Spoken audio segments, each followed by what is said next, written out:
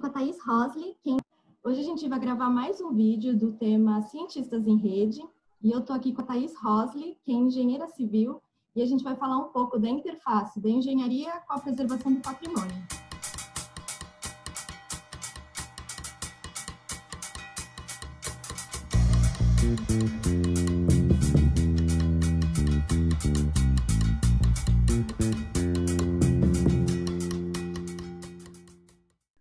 Olá, Thaís, tudo bem? Oi, Marcela, tudo bom? Obrigada por ter vindo participar aqui com a gente, conversar e falar também da engenharia, da importância dessa interface para o patrimônio. E para começar, queria que você falasse sobre a sua formação, em que área você atua. Primeiro, obrigado pelo convite. Bem, eu sempre tive um fascínio pelas construções, pelas particularidades, as belezas ou estranhezas que cada uma possui. Com isso em mente e desconhecendo outros mundos, eu segui o ramo da megera cartesiana. Eu me formei em engenharia civil, trabalhei no escritório de engenharia multinacional, mas eu perdi meu emprego com aquela que era a grande crise do país de 2015. E naquele momento a gente mal sabia que estava por vir agora, né? Então, como a engenharia estava em queda, eu vi uma oportunidade de me especializar e conhecer um campo muito admirado por mim, mas que eu ainda não tinha decifrado. Eu voltei para a academia, para o curso de Conservação e Restauração em Bens Culturais Móveis. Os velhos amigos da engenharia não viram nenhuma lógica na minha decisão, e os novos amigos da conservação me achavam uma estranha dentro do ninho. Mas na minha cabeça, tudo fazia sentido. Não era uma mudança, sabe? Era uma tentativa de criar um elo, uma interseção entre essas áreas que se tratam como desconhecidas. Talvez fosse a arquitetura, essa disciplina elo, mas eu creio que a ela falta um embasamento estrutural e material que a engenharia possibilita. E você, né? Sendo conservador, restaurador e arquiteto, eu queria rebater a pergunta. Eu queria saber se você acha que a arquitetura seria o elo entre essas disciplinas. Concordo sobre esse elo da arquitetura, mas também acho que é isso que você disse, falta o conhecimento técnico, né? Tem uns arquitetos que já vão puxando mais para a engenharia, mas esse conhecimento específico sobre a resistência dos materiais, sobre como intervir, acredito mesmo que é uma grande aliada na intervenção do patrimônio arquitetônico mesmo. Pois é. Então, na engenharia, eu aprendi sobre a materialidade do patrimônio cultural, mas sem ter esse nome, né? E na conservação e restauração, eu aprendi a imaterialidade. No curso de conservação e restauração de bens culturais móveis, eu foquei na conservação preventiva, porque ela era uma escala comum, né? As duas áreas. E aí eu dei sequência à minha formação no mestrado. Esse ano, eu vou apresentar a minha dissertação no Programa de Ambiente Construído e Patrimônio Sustentável. O meu tema de pesquisa são as camadas pictóricas de revestimento em edificações. Então, como você pode ver dessa miscelânea, o meu campo de atuação é a busca por um campo. No curso de arquitetura, estou falando isso porque os arquitetos também é mais habitual a gente ver eles trabalhando com patrimônio do que engenheiro, né? Uhum. Mas a gente não tem, assim, muitas disciplinas que falam como intervir. A gente tem falando da história da arquitetura, uma que apresenta técnicas retrospectivas, mas é um pouco superficial. O curso, em geral, pelo menos a minha formação, é sempre voltada mesmo para a construção do novo, né? Então, trabalhar com pré-existências, às vezes, é o grande desafio. Uhum. E na engenharia também é mais voltado para o novo, se chegam a ver materialidades antigas, isso de técnicas retrospectivas faz parte da formação, ou é mesmo a sua investigação depois da graduação que você tem que aprofundar esse conhecimento? Não, é uma investigação particular minha. A engenharia, como arquitetura, né, como você acabou de me contar, ela está focada no novo, né? É como se a gente tivesse que construir o mundo, não como se o mundo já tivesse construído, consolidado e superlotado igual ele está. A gente aprende sobre materiais tradicionais, a gente começa lá no tijolo cozido. Não tem nada de terra, nada de adobe. E não existe nenhum tratamento sobre intervenção também. A gente sempre começa com a terra arrasada. Não tem nenhuma disciplina que dá essa noção, né, de lidar com pré-existência. O máximo seria em tecnologias materiais, né? Que é 1 ano e meio de disciplina que a gente vê os concretos, aços, argamassas. Aí tem uma pequena menção a reformas, mas é reformas e edificações contemporâneas. Então, é você lidar com alvenaria de tijolo cozido ou com concreto armado. Não tem nada diferente disso. Acho que também tem um pouco em patologias, vocês aprendem patologias, mas são sempre coisas superficiais, assim, também, e edifícios contemporâneos, mas nesse aspecto da reforma, né? Nunca pensando em grandes intervenções materiais. Tal. Exatamente. No ensino de materiais tem uma menção a patologias, mas como a grade é muito densa, muito carregada, fica só uma pincelada mesmo. Tem umas disciplinas direcionadas à análise de patologias, mas é em curso de especialização ou de pós-graduação na escola de engenharia. E mais cedo você tinha falado também do campo de atuação, que queria saber, assim, para os engenheiros, um engenheiro civil que, de repente, trabalha com intervenção, ele... você acha que ele é recebido da mesma forma como o engenheiro que trata de construções novas, assim? Porque eu vejo um pouco essa diferença na arquitetura. Às vezes tem os arquitetos que são ligados à intervenção, tem os arquitetos que são ligados a uma construção nova. Bem que isso vai também do estilo da pessoa, né? Mas eu vejo que quase tratam com segmentos diferentes, mas na verdade é o mesmo conhecimento de base, né? Sim. Bem, eu não posso dizer quanto engenheiros que trabalham em intervenções lidando com pré-existência ou engenheiros que trabalham com criação. Acho que o paradoxo que tem na engenharia é o engenheiro de escritório e o engenheiro de obra. Que é assim, a gente tem a mesma formação, mas aí no meio do caminho, ou baseado nos estágios, né, nas experiências que o indivíduo tem, ele trilha esses percursos diferentes. Então, ambos conhecimentos, né, são fundamentais, eles deveriam estar atrelados, mas acaba que na sua rotina de trabalho, ou em ficar pensando no projeto, ou em ficar pensando na execução, acaba que eles vão se distanciando. Mas como você mencionou, eles tinham que estar ligados, porque uma coisa está extremamente ligada na outra. Se você faz um projeto pensando na execução, pensando nos materiais, pensando na mão de obra que vai estar executando, a sua execução vai ser muito mais fácil, o seu projeto vai ser muito mais racional. Isso falta, assim, a engenharia peca nisso também, mas a engenharia a engenharia civil, né, é um universo muito grande. Acho que a gente tinha que repensar a divisão do curso, porque o engenheiro civil, ele domina muita coisa. Tem esses cursos ligados à construção, foi o que você disse, né? A gente já está com espaços tão saturados, a cidade tão saturada, que acho que tinham que começar a voltar a olhar um pouquinho para trás, né? Para a existência, para a gente saber lidar com o que já existe, até por questão de sustentabilidade, dessas outras questões, né? Exatamente. E outra coisa que eu queria te perguntar, você acha que, assim, os escritórios, como que, assim, a atuação desses escritórios de engenharia, né, que trabalham, de repente, com pré-existência, eles vão, tipo, a cargo de quem fez o projeto, um arquiteto, ou são escritórios especializados? Como é que funciona isso?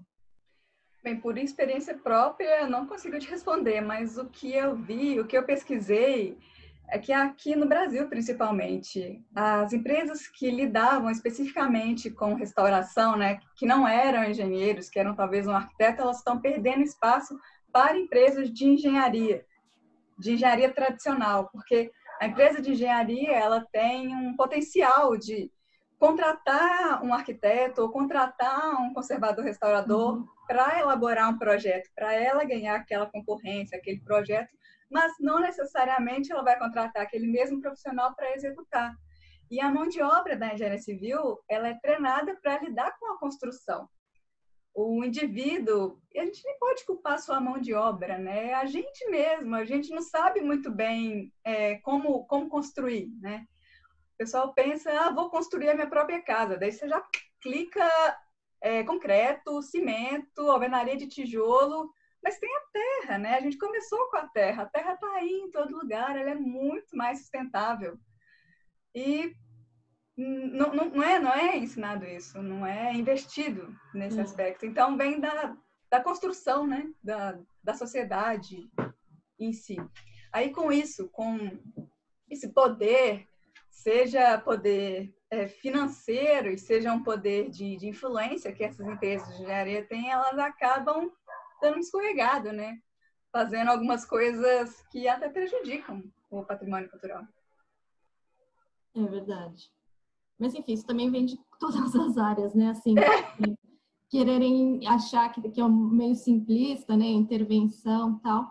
Mas os engenheiros têm tem o faca e o queijo na mão também, né? Porque esse conhecimento sobre a resistência dos materiais, como os materiais interagem, né? Como se comportam ao longo do tempo, é super importante também. E o que eu achei interessante também que você disse é que eu percebo isso também, que em Portugal eu percebo que são as empresas de engenharia agora que estão, vejo assim, nos edifícios que estão em reabilitação, né? Que são empresas de engenharia, mas com projetos já dizendo intervenção de restauro, reabilitação, que daí eu imagino que no escopo de trabalhadores dele tem um arquiteto que faz um projeto, mas os engenheiros que vão lá e lidam mesmo com trabalho sujo. Exatamente. Porque engenharia, para mim, ainda é um outro mundo, né? A gente faz, como arquiteta, a gente trabalha mais com desenho, com projeto, na hora de dizer que precisa de um engenheiro. E o que eu tive aqui, essa experiência na pós com os engenheiros, é que eles faziam os exames, análises para saber o estado de conservação e já sabiam que estrutura aplicar, que estrutura podia permanecer, qual tinha que ser substituída. E pensei, poxa, eles têm a faca e o queijo na mão mesmo. Super importante, né? Que pena que não tenham mais escritórios focados nisso, né? Para equipe que seja multidisciplinar e já com esse foco técnico tão importante, né? Para a intervenção. Pois acho que o profissional vai se criando na medida da necessidade do mercado, né? Você falou, o engenheiro civil tem a faca e o queijo na mão, mas eu acho que aqui no Brasil deve estar faltando a fome. Porque faltou... Importante, né? Não é? Faltou inserir, assim, ó, tudo bem, você é um engenheiro civil, você lida com edificações, mas tem umas edificações que não são exatamente como te ensinaram. Elas são construídas em terra, elas são estruturadas com pedaços de madeira. Se ensinarem, né, que existe esse tipo de construção e que ela precisa ser tratada, precisa de manutenção como aquela outra de concreto, aí eu acho que aí dá certo, né? Aí a gente consegue chegar como você vê aí em Portugal. Porque aqui eu nunca tive a experiência de lidar com essa resposta rápida de analisar a estrutura, já conceber, entender ela a fundo e já determinar quais são as intervenções, né, adequadas a serem feitas com ela. Thaís, conta pra gente como você percebeu essa interface da engenharia com a preservação do patrimônio e como que você quis se conectar a ela. Bem, na graduação em Engenharia Civil eu tive uma disciplina sobre arquitetura. A disciplina apresentou a arquitetura para a gente como um catálogo de estilos, sem o aprofundamento devido que a arquitetura merecia. Em uma das aulas, eu perguntei à professora sobre tal patrimônio. Ela me disse que o professor da engenharia pesquisava esse campo. Eu fiquei super animada e fui atrás desse professor. Mandei e-mail, deixei recado na secretaria, esperei na porta dele por dias, mas eu não consegui encontrá-lo.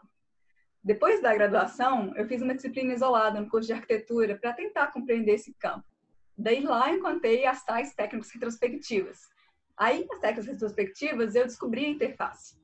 Como você já disse, né, em entrevistas anteriores do canais, a preservação do patrimônio cultural se limita a essa disciplina no curso de arquitetura. Daí, para entender mais sobre o patrimônio cultural, eu procurei o curso de conservação e restauração. Os materiais de ontem e hoje, as técnicas construtivas, a compreensão das estruturas e esforços são a interface, mas o curso de engenharia não deixa isso claro. Ele sequer apresenta isso. A graduação em engenharia civil, ela tem 5 anos de formação. Nos primeiros anos, as disciplinas são semelhantes para todas as engenharias. E com o passar dos semestres, tem especialização para cada área, né? A mecânica, a elétrica, a automação, e daí vai. A formação em engenharia civil é muito ampla, mas o engenheiro civil consegue fazer de tudo um pouco em uma cidade. Mas a grade curricular peca em não abordar as origens da construção e os materiais do passado. Não é apresentado nada de história, nada de patrimônio, nada de cultura. É como se todas as cidades do mundo estivessem para ser construídas e não já consolidadas. Até superlotadas, né? Como é a nossa realidade. E para você, qual que é a importância da engenharia nos processos de conservação e restauro? Bem, como eu já comentei com vocês, a formação de engenharia civil, pelo menos a que eu tive, não é capaz de inferir nos processos de conservação e restauro em edificações. A engenharia é múltipla. Ela tem uma grande importância e um grande potencial em colaborar com a análise, o estudo de estrutura de materiais, mas ela não ensina o conceito de conservação ou restauração, a formação do engenheiro.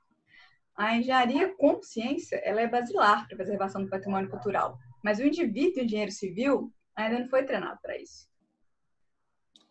E, Thaís, você consegue citar assim, uns exemplos de casos que você já viu de boas intervenções, ou como que o engenheiro, as engenheiras conseguiram atuar de uma boa forma, sendo assim, essencial para uma intervenção, ou quando o resultado também não foi tão legal? Bem, lembra que eu te contei que eu queria ser o elo entre as áreas do conhecimento? Então, eu sou o elo perdido. Eu ainda não tive a possibilidade de trabalhar em um projeto que envolva a aplicação direta da engenharia e da restauração. Enquanto eu trabalhava no escritório de engenharia, eu trabalhei em um projeto de implantação de uma mina, uma planta para a estação de minério. Depois de horas de projeto, de inúmeras memórias de cálculo, nós descobrimos que o local tinha uma importância arqueológica. Existiam paleotocas de tatu gigantes. Naquele momento, o projeto foi cancelado e a aversão ao patrimônio tomou conta do escritório inteiro. Esse é um bom exemplo, né? Quando o patrimônio não é compreendido, ele desperta a aversão, a negação e, às vezes, até o ódio.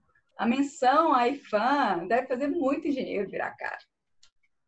Mas, retomando a sua pergunta, andando pela cidade, principalmente nas cidades históricas, né, que nos rodeiam aqui em Minas Gerais, não é difícil encontrar patologias vinculadas à aplicação indevida de materiais ou à compreensão inadequada da sua estrutura e função.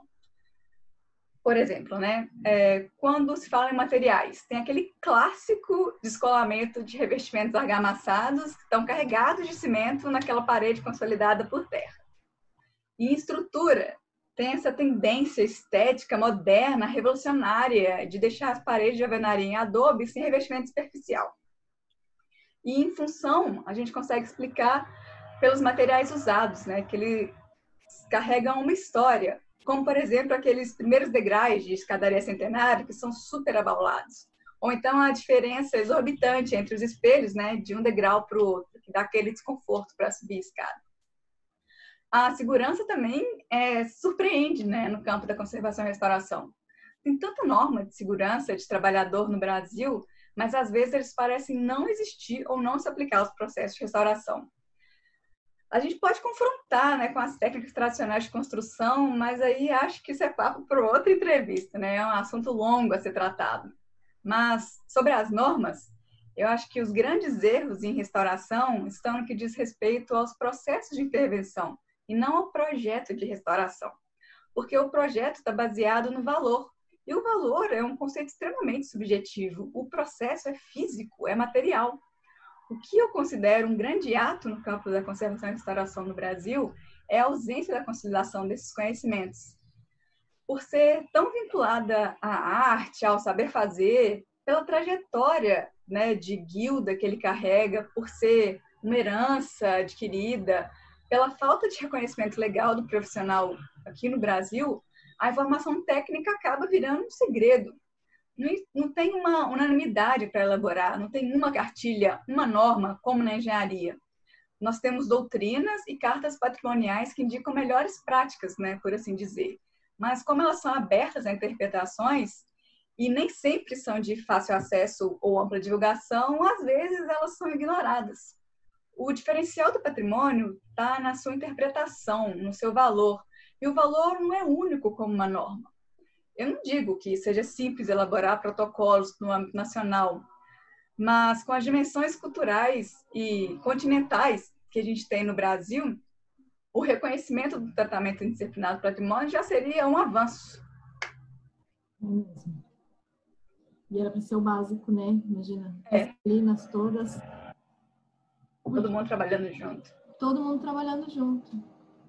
E na sua opinião, você consegue falar para a gente assim, qual que você acha que é o protagonismo que é dado ao profissional da engenharia na preservação do patrimônio? Bem, eu acredito que um engenheiro típico, né, no sentido de formação em uma escola tradicional de engenharia, ele não tem que ser protagonista. Ele tem que compor uma equipe interdisciplinar com arquitetos, conservadores restauradores, historiadores, geólogos, e daí vai uma linha de profissionais envolvidos. Para ser protagonista, para ser o responsável técnico de uma intervenção, um engenheiro civil tem que ter estudado a fundo os conceitos do patrimônio cultural e as particularidades daquele bem em questão, porque é tudo muito particular, é muito único, né? Tem razão. Mas a atuação não deixa de ser importante, né? Que a gente falou. Cada profissional com a sua especificidade é que faz a potência, né, da conservação, né? Era isso que a gente... Exatamente. A gente conseguiu chegar a esse ponto, sabe? De conseguir, querendo ou não, a gente dividir o conhecimento em caixinha. E não dá para fazer nada com uma caixinha só. Você tem que juntar o conhecimento de todo mundo para fazer direito, né? Qual que é o problema em aceitar isso? Total. E é muito mais fácil para todo mundo, né? Pois é. A gente não tem que saber tudo, não é? Exatamente. A gente cansa de ouvir isso, mas acho que só ouve, né? Não... Quem está lá no comando não absorve essa informação. Tem razão. E mais alguma coisa que você queira, assim, fora do texto, acrescentar, que você lembrou?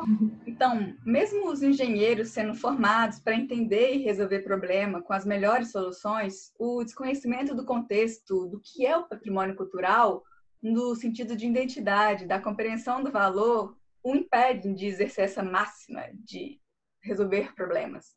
O conceito do patrimônio cultural ele tem que ser muito bem compreendido, porque mesmo tendo um sentido abrangente, as intervenções sobre ele são muito específicas. É um universo de particularidades. Isso diferencia ele da engenharia crua. Nós somos, na engenharia, rodeados por normas. O conhecimento é consolidado depois de muitos exemplos semelhantes. Quando um problema novo aparece, uma equipe se debruça sobre ele para encontrar uma solução. Como tudo é único no campo do patrimônio cultural, e até por não ser, por essa necessidade, ele é um patrimônio cultural, nem sempre deveríamos tratar ele com essa unicidade, né? A gente deveria pensar em uma equipe multidisciplinar, interdisciplinar, para conseguir tratar desses problemas. Isso seria um sonho. E eu acho que esse sonho vocês estão criando e ajudando todo mundo a conhecer as ciências do patrimônio através do canal. Se o conhecimento não for divulgado, como a gente vai saber que ele existe? Então, olha o meu exemplo, né? Eu passei 5 anos na escola de engenharia da FMG. Eu passei 5 anos caminhando ali pela avenida principal, para aquela extensa avenida principal, cheia das árvores, passando sempre do lado do Secor, mas eu não sabia da existência do Secor. Então, é a mesma universidade, é o mesmo campus, é o mesmo patrimônio, é uma avenida, né? A distância física é limitada, é quantificada, mas parece que tem um abismo no conhecimento entre as duas áreas. A gente tem que fazer esse elo. E vocês aí estão brilhando em criar essa conexão e divulgar o conhecimento. Parabéns. Olha, super obrigada. Obrigada por ter conversado aqui com a gente também, ter disponibilizado o seu tempo. Falar sobre isso que a gente acha que são, às vezes, né, coisas tão distantes, mas estão tão próximas, o que basta é ter um interesse, né? Sim. Pra gente, justamente o que você disse, para a gente ter um interesse, a gente precisa conhecer, saber que aquilo existe.